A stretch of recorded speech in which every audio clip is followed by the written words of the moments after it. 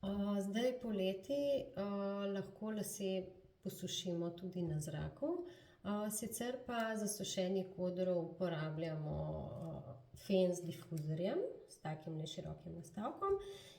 In sicer nastavimo na najnižjo hitrost, zato da ne razbijemo kodrov, in na srednjo do visoko temperaturo.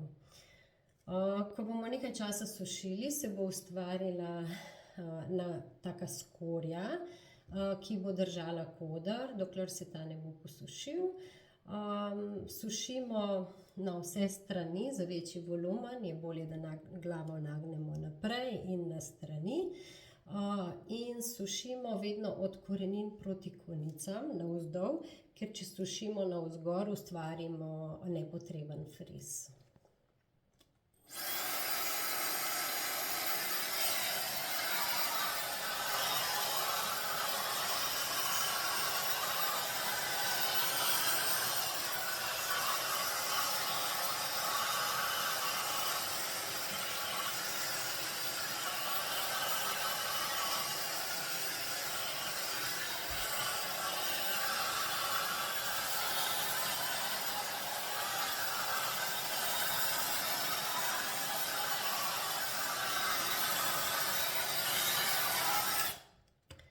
Sama ta postopek ponavljam približno 15 minut in so lasje relativno suhi.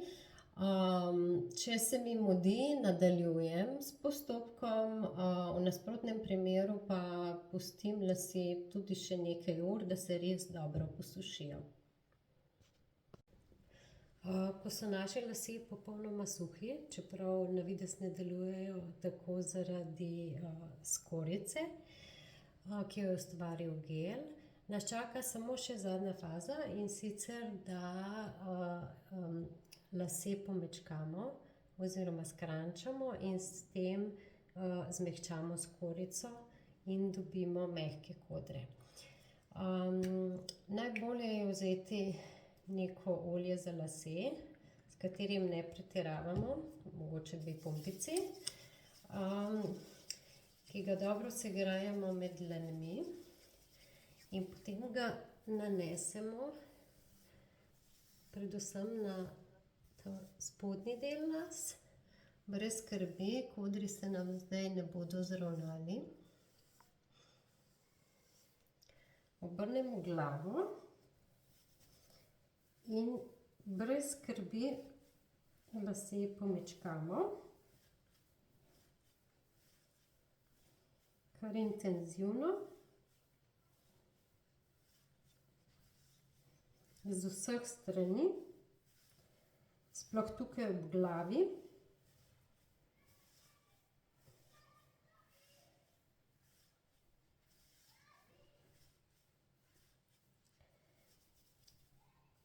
Gremo s prsti skozi lase, stresemo kodre in obrnemo glavo.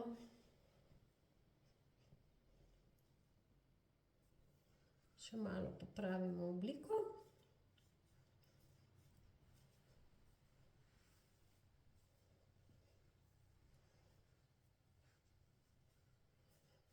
Pomečkamo, če so še vedno trdi.